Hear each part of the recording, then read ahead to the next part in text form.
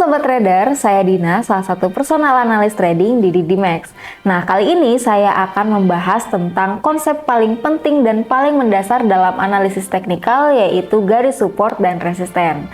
Nah, konsep ini tuh sering banget digunakan oleh para trader untuk menentukan arah harga, area entry yang terbaik, dan juga exit yang ideal.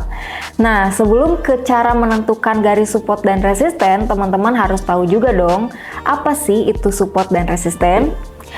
Support itu adalah area atau level harga yang dimana tekanan bayarnya atau tekanan belinya itu cukup kuat untuk menahan laju turunnya harga, atau bisa dikatakan support itu adalah lantainya harga. Dan resisten itu adalah area atau level harga yang dimana tekanan sellernya atau tekanan jualnya jauh lebih kuat dan bisa menahan laju naiknya harga, atau bisa dikatakan resisten itu adalah atapnya harga. Ada 3 fungsi support dan resisten. Yang pertama, untuk menentukan area entry dan exit point. Yang kedua, untuk menentukan area stop loss dan juga take profit. Dan yang ketiga, untuk menentukan dan mengidentifikasi perubahan tren yang sedang terjadi. Nah, selanjutnya bagaimana sih cara menentukan support dan resisten? Oke, kita lihat di laptop. Oke, cara menentukan garis support dan resisten ini, teman-teman bisa ada beberapa cara ya. Yang pertama itu dengan menggambar garis horizontal. Jadi teman-teman, kita pasangin garis horizontal di sini ya. Nah, jadi di MT5 itu udah ada garis atau fitur garis horizontal dan vertikal. Nah, teman-teman untuk menentukan support resistennya ini itu dengan menggunakan garis horizontal ini ya.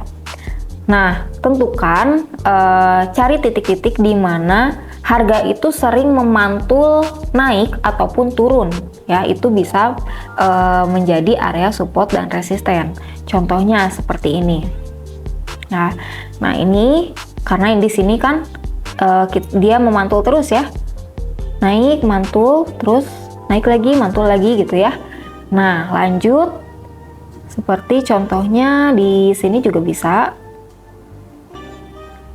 Nah, kenapa saya bisa menentukan di sini? Karena di sini ya, ini. Nah, ini apa namanya? Ada pantulan di sini. Di sini juga ada breakout. Di sini juga sama. Dan di sini juga ini harga saat ini itu sedang mencoba untuk membreakout. Lalu di sini juga bisa. Nah, ini 1, 2 ya. Dan di sini juga bisa. Nah, ini teman-teman bisa lihat ya di sini. 1, 2, 3. Ini mencoba untuk menembus atau membreakout, tapi dia tidak bisa. Dan di sini juga sama ya. Jadi ini bisa teman-teman gunakan garis horizontal untuk menggambar atau menentukan area support dan resisten gitu. Jadi semisal ini kan harga yang sedang berjalan ya di sini ya. Berarti area resistennya itu di mana? Di sini dan juga di sini ya, di atas atau atapnya. Nah, sedangkan support itu di bawah harga yang sedang terjadi. Nah, ini ya, ada 3 di sini. Nah, lalu juga bisa teman-teman selain menggunakan garis horizontal tadi, yang dimana titik-titik itu sering memantul naik atau turun ya di sebelumnya.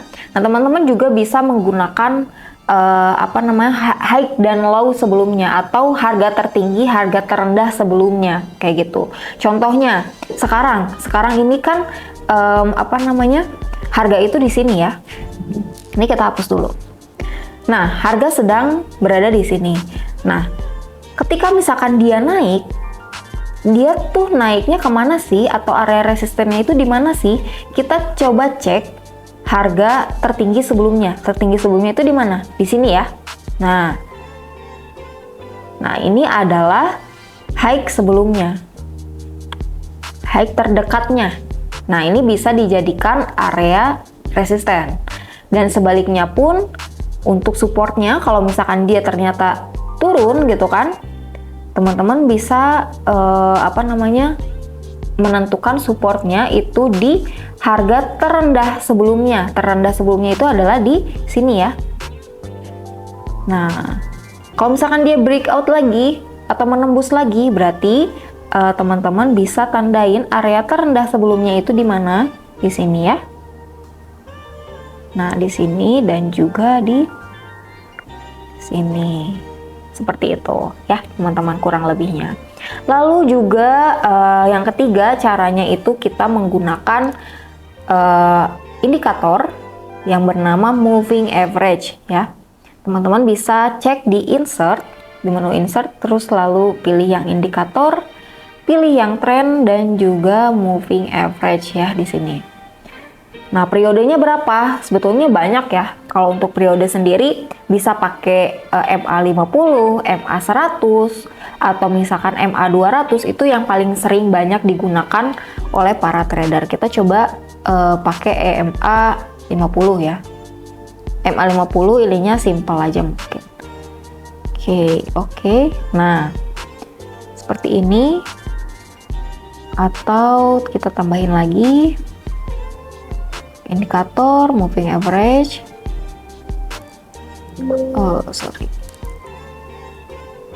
Nah, oke, 100. Kita ubah dulu warnanya, salah.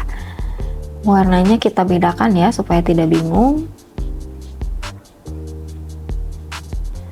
Lalu tambah lagi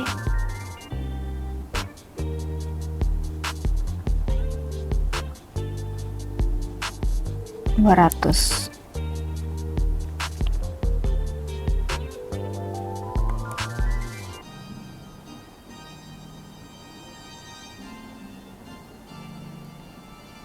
Kita pakainya EMA aja deh.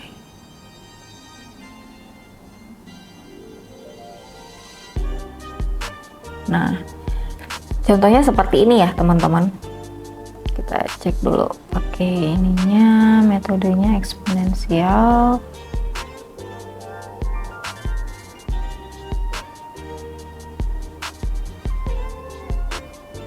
Nah, seperti ini ya teman-teman.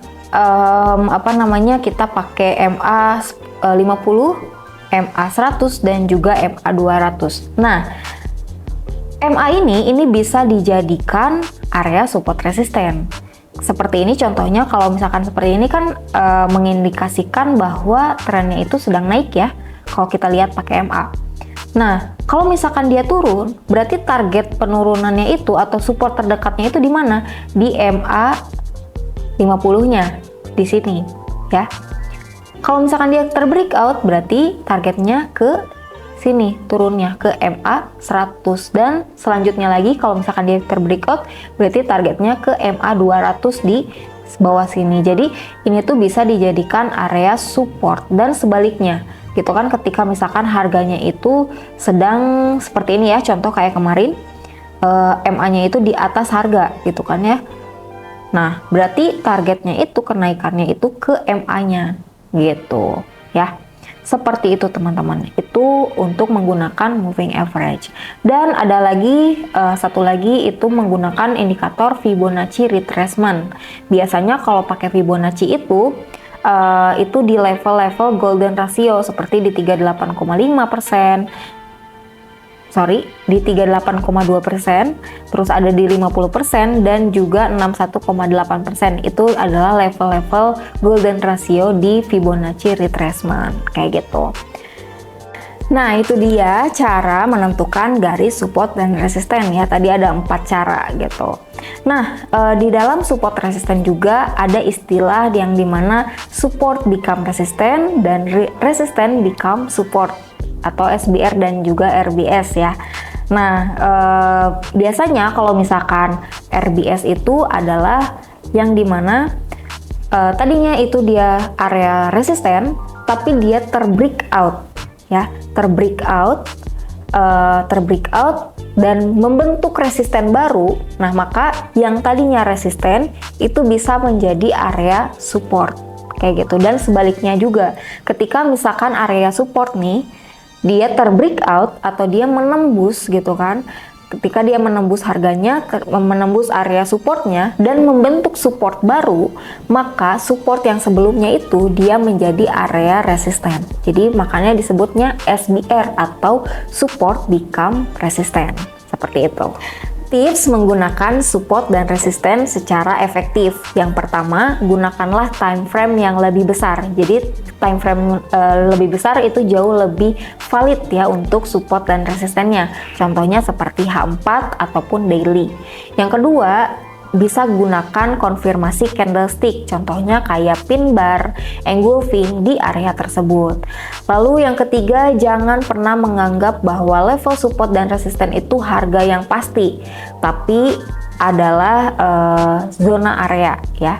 Lalu yang keempat, kombinasikan dengan indikator lain ya. Jadi teman-teman bisa kombinasikan dengan indikator-indikator lain, contohnya seperti MA, RSI ataupun yang lainnya, volume gitu kan ya, untuk memperkuat sinyal tersebut.